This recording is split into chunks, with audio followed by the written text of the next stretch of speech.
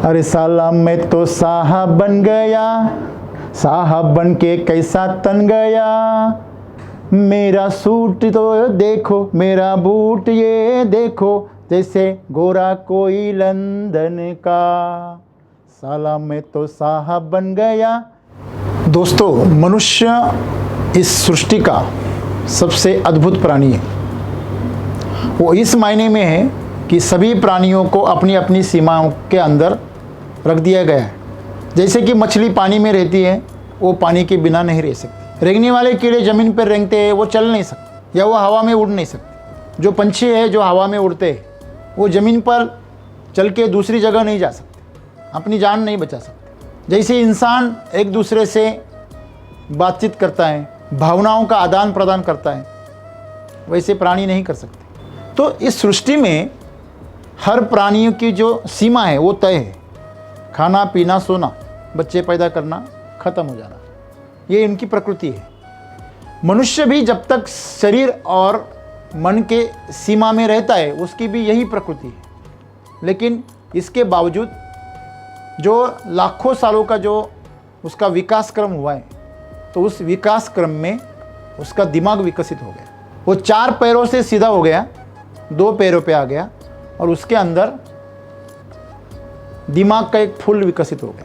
अभी जो दिमाग है उसका विकसित होने का एक क्रम है। अगर 1.5 लाख साल पहले आप अगर अश्मयुग में चले गए, तो तब से मानव के कंकाल अभी मौजूद है। उनसे पता चलता है कि ये 1.5 साल पुराने हैं। तो वो जो कंकाल है, उसके दिमाग का और आज के दिमाग का अगर अध्ययन किया जाए, तो दोनों में बहुत सारा विकास के लक्षण हैं। तो सवाल ये उठता है कि क्या अभी भी मनुष्य के दिमाग का विकास संभव है?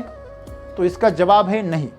जो पिछले अध्ययन से पता चला है, तो साइंस ये कहता है कि खगोल शास्त्र और साइंस दोनों के संयोग से ये पता चला है कि जो ये ब्रह्मांड है, ये ग्रह गोल है, सूरज है, चांद है, धरती है, और बाकी सब सूर्यमाला की जो ग्रह है, ब्रह्मांड है, इस सब का मनुष्य के और सभी प्राणियों के विकास के ऊपर प्रभाव पड़ता है। तो उनकी स्थिति जब तक नहीं बदलेगी, जब ब्रह्मांड की स्थिति नहीं बदलेगी, तब तक मनुष्य के दिमाग की स्थिति नहीं बदलेगी। उसके अंदर कितने न्यूरॉन्स पैदा हो सकते हैं, उसके अंदर कितना डेटा स्टोर हो सकता है, इसकी सीमा अब तय हो गई।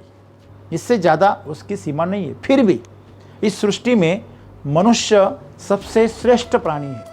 क्यों है? क्योंकि मनुष्य अपने दिमाग के मदद से, बुद्धि की मदद से और तर्क की मदद से सभी प्राणियों पर हावी हो जाता है। और प्रकृति के बहुत सारी जो भी प्रक्रियाएं हैं, उसके ऊपर उसने कुछ हद तक अंकुश लगाया। जहाँ तक उसकी पहुँच है ब्रह्मांड के जिस कोने तक, वहाँ उसने यान भेजे, यंत्र भेजे हैं, वहाँ की खोजबीन वो कर रहा है। और जहाँ तक उसे मुमकिन है, वो अंतराल तक पहुंच चुका है। अपनी ही धरती को दूर से देख चुका है। लेकिन फिर भी वो आज भी अधूरा है। सभी तंत्रज्ञान, सभी संशोधन उसको तृप्त नहीं कर पाए। उसकी क्या ऐसी प्यास है जो बुझती ही नहीं। जानवर खाना खाए तो तृप्त हो जाता है, शांत बैठ जाता है। आदमी खाना खाए तो अशांत हो जाता है। इस शक्ति का क्या करूं?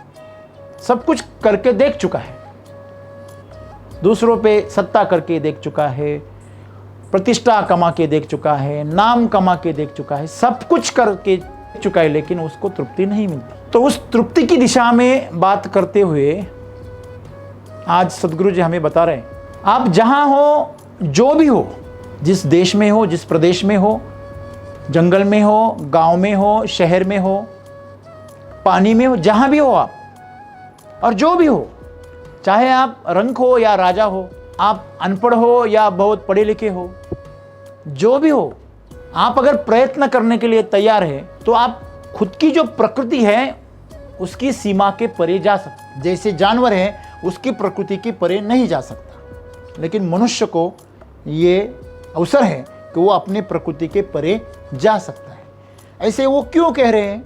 क्योंकि अगर हम थोड़ा सा खोजबीन करें, तो कुछ साल पहले 2012 में लॉर्ड हार्डर गॉड पार्टिकल की खोजबीन की, जो 1960 में पीटर हिग्स नाम के एक साइंटिस्ट ने उसकी घोषणा की थी कि ऐसा होता है, ऐसा है। लेकिन वो सच में है, ये लार्ज हार्डर ने साबित कर दिया। सवाल यह है कि इसको नाम क्या दे। तो उसको आज भी हिग्स और हार्डर ऐसा कहते हैं, और दूसरे नाम उसको दिया गया है गॉड पार्टिकल। और गॉड पार्टिकल का जो नाम होता है देवकण। अभी ये देवकण कहाँ से आ गया? इसका संशोधन हुआ फॉरेन में, पाश्चात्य साइंटिस्टों ने उसका संशोधन किया, लेकिन फिर भी इसका नाम देवकण क्यों रखा? क्योंकि ये जो थियरी है ये वेदों में 5000 साल पहले ही लिख चुकी है। उसके ऊपर जो वेदों के शास्त्रज्ञ हैं त्रिवेदी जी, उन्होंने बताया कि ये इसका वेदों में जिक्र है। हिरण्यगर्भाय मतलब हिरण्य का जो गर्भ है, एम्ब्रियो, इसके बारे में उन्होंने जो भी थ्योरी लिखी है उस टाइम पे, तो उस टाइम पे उन्होंने डीएनए का जिक्र किया है। अपने ही संस्कृत भाषा में उसके अलग नाम है। उन्होंने तभी बता चुके हैं कि डीएनए के जो रचनाएं हैं, वो रचना में जो सूक्ष्म कण होते हैं, उसमें ऐसे कण होते हैं जो भौतिक के परे है। जैसे कि हम कहते हैं शिव जो नहीं है, जिसे खगोल शास्त्र कहता है ब्लैक एनर्जी। ब्लैक होल सबको पता है, जो ब्लैक होल में जो एनर्जी रहती है उसको ब्लैक एनर्जी कहते हैं। अभी जो ब्लैक एनर्जी है ये ब्रह्मांड का 95% हिस्सा है, और हम जो देख रहे हैं ये ग्रह गोल प्रकाश, ये सिर्फ 5% है। ये सब ब्रह्मांड कहाँ गुम हो जाता है? वो ब्लैक एनर्जी में गुम हो जाता है। वो एनर्जी इतने पावरफुल है कि वो प्रकाश को भी अपने अंदर, हवा को खींचना बड़ी बात नहीं, प्रकाश को भी खींच लेती। भौतिक शास्त्र जो है वो कहता है वो नहीं है, क्योंकि वो उसके पकड़ में नहीं आती। अगर वो नहीं है फिर भी है, इसे ही परमात्मा कहा गया है, इसे ही ईश्वर कहा गया है, जो निराकार भी है और साकार भी है, जिसे ऊर्जा कहा गया है। ऊर्जा किसी पदार्थ के माध्यम से आपको पता चलती है। अगर पदार्थ नहीं है तो आपको ऊर्जा का कोई पता नहीं चलेगा। जब कुकर का स्फोट होता है घर में, तब पता चलता है उसके अंदर क्या है, तब तक कुछ नहीं पता चलता, शांत दिखता है वो बाहर से, अरे कितना शांत है। बीच बीच में सीटी मारता है, नहीं रुको जरा, सीटी मारता है इसलिए अच्छा है, सीटी रुक गई ना तो तुम्हें रोक देगा। ऊर्जा दिखती नहीं है, वो अपने परिणाम से पता चलती है। इतना सा एटम बम है, कितना बड़ा धमाका करता है सबको पता है। तो ऊर्जा जो होती है ये निराकार स्वरूप में जब जाती है तो उसे ही गॉड पार्टिकल कहा गया है। गॉड पार्टिकल मतलब जब एटम होता है, अणु होता है, अणु के बाद में हर पदार्थ की सूक्ष्म जो कण है उसको अणु कहते हैं, एटम कहते हैं। उसके अंदर बाहर खोल में इलेक्ट्रॉन रहते हैं जो घूमते रहते हैं, जिससे एनर्जी क्रिएट होती है। उसके अंदर प्रोटॉन होते हैं जो पॉजिटिव होते हैं, न्यूट्रॉन जो होते हैं वो न्यूट्रल होते हैं, और इलेक्ट्रॉन निगेटिव होते हैं। प्रोटॉन पॉजिटिव होते हैं, और जो उसका जो केंद्रक होता है उसके अंदर न्यूट्रॉन होते हैं। अब ऐसे पता चला है कि इन सबको पकड़ के किसने रखा है?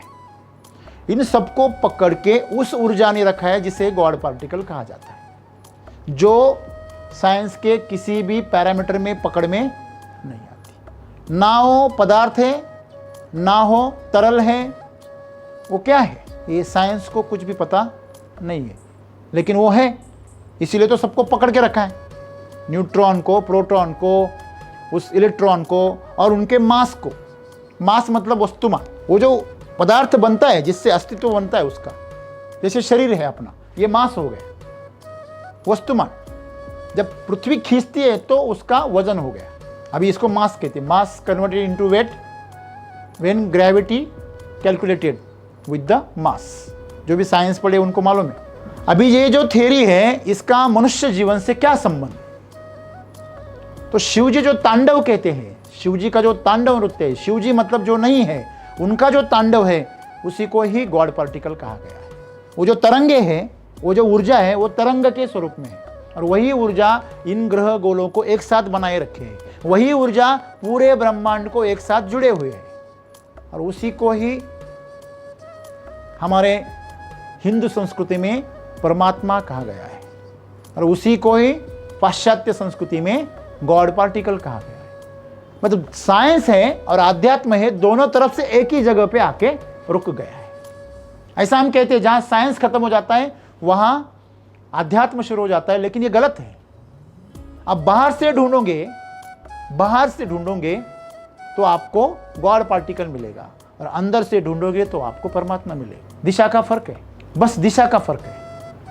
अगर मैं यहां 6 का आंकड़ा लिखूं तो आपको सामने वाले को दिखेगा 9, मुझे दिखेगा 6, बस इतनी सी बात है। साइंस उधर से देख रहा है, अध्यात्म यहां से देख रहा है, लेकिन अध्यात्म खुद में संपूर्ण है। क्यों? क्योंकि वो सब जानता है, क्योंकि वो सबको साथ जोड़ता है, वो योग साधता है।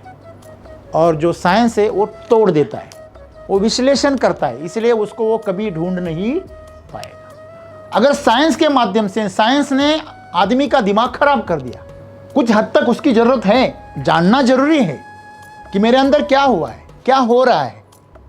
जानने के 2 तरीके हैं, ऑपरेशन करके देखो, डिसेक्शन करो, या आप अंदर स्थित हो जाओ। देखो, बोध है एक अलग चीज़ है और जानना अलग चीज़ है। आप बाहर से जानने की कोशिश करोगे, जैसे कहा जाता है, अगर आपको साइंस के माध्यम से फूल को जानना है तो फूल के टुकड़े करेंगे, उसके ऊपर एसिड का ये वो सब प्रयोग करेंगे, फिर आपको पता चलेगा इसके अंदर क्या है, कौन से मिनरल्स है, कौन से एंजाइम्स है, वगैरह वगैरह। लेकिन आपके पास में फूल नहीं रहेगा। कोई बोलेगा सर मैं दूसरा फूल ले लूँगा। चलिए आपकी माँ को जांचते हैं, आपकी माँ के भी टुकड़े करने पड़ेंगे। क्या उनके अंदर हृदय है, कितना बड़ा है, टुकड़े करने पड़ेंगे आपको, लेकिन बाद में आपके पास में माँ नहीं रहेगी। यही दिक्कत है साइंस के साथ। तो यहाँ पे सदगुरु हमें यही बता रहे हैं कि आपको आपके प्रकृति से अगर परे जाना है तो आपको मेहनत करनी पड़ेगी। आप तभी जान पाएंगे कि वो तत्व क्या है। समझ लीजिए, आज आप शरीर और मन के माध्यम से ही इतना उल्लसित हो, इतने उछल कूद कर रहे हो, इतना हंगामा मचा रहे हो। कोई कलेक्टर बन रहा है, कोई पंत प्रधान बन रहा है, कोई साहब बन रहा है। वो गाना हिंदी में, अरे साला मैं तो साहब बन गया, साहब बन के कैसा तन गया, मेरा सूट तो देखो, मेरा बूट ये देखो, जैसे गोरा कोई लंदन का, साला मैं तो साहब बन गया। मतलब मैं साहब बन गया। बूट देखो, सूट देखो, हैट देखो, मेरे ऐड देखो, मैं साहब बन गया। दोस्तों, ये जो साहब है, आप इतना तन रहे, बन रहे, शरीर और मन के तल पर है बस। अगर आप उस ऊर्जा को आप पहुंच गए वहां तक, तो आप क्या कर नहीं सकते। यहाँ आप आपके आशियाने बना रहे हो, धरती पर भौतिक विकास कर रहे हो, घर बना रहे, गाड़ियाँ ले रहे, ये कर रहे, खेती बना रहे, और जब आप ऊर्जा के स्तर पे पहुंच जाओगे तो आप सृष्टि का निर्माण कर सकते हैं। तो इसीलिए सदगुरु आज हमें एक रहस्य की बात बता रहे। अगर आपको सच्ची में जीवन के रहस्य को जानना है तो आप आपके प्रकृति के परे चले जाइए। हमारी प्रकृति क्या है? शरीर की वासनाएं, मन की कामनाएं, बस इनके अंदर ही हमारा पूरा जीवन गोल गोल गोल गोल घूमता है। इसके परे भी कोई है? तो जो प्रकृति हमारी है पंचमहाभूतों की, पृथ्वी, जल, वायु, अग्नि, आकाश, इनके परे जो है उस ऊर्जा को परमात्मा कहते हैं। वहाँ तक हमें जाना है। अगर वहाँ जाना है तो हमें प्रयास करना पड़ेगा। अब जो भी है, जैसे भी है, ऐसे नहीं कह सकते कि अरे यार मैं कैसे कर सकता हूँ, मेरे तो खाने के लाले हैं। आप भी जा सकते हैं, कोई भी जा सकता है। और वो परे जाने के लिए सिर्फ आपको योग साधना करनी है, ध्यान धारणा करनी है। अगर आप वो कर सकते हो, कर्म योग करो, भक्ति योग करो, ज्ञान योग करो, क्रिया योग करो, जो भी है करो, तो आप उस जगत में पहुंच जाओगे। अगर आप वहां तक पहुंचने में कामयाब हो गए तो उसे ही हम कहते हैं मुक्ति है। शरीर और मन के माध्यम से ही हम दुखी है, शरीर और मन के माध्यम से ही हम बूढ़े होते हैं, हम जन्मते हैं, हम मरते हैं। अगर उससे परे चले गए तो मरने का कोई सवाल ही नहीं। ये आपके हाथ में है कि जन्म लेना है कि नहीं लेना है, जिंदा रहना है कि नहीं रहना है। देखिए, आपको पता है आपको कपड़ा कब पहनना है और कब निकालना है, ये आपके हाथ में है। जब आपको बोध जागृत हो जाता है, आप उस मुक्ति के द्वार पर जाते हो, तो आपको चुनाव मिलता है, आप ये शरीर धारण करो या मत धारण करो। तो यही मुक्ति है। तो इसी मुक्ति की बात आज हमसे सद्गुरु कर रहे हैं। धन्यवाद।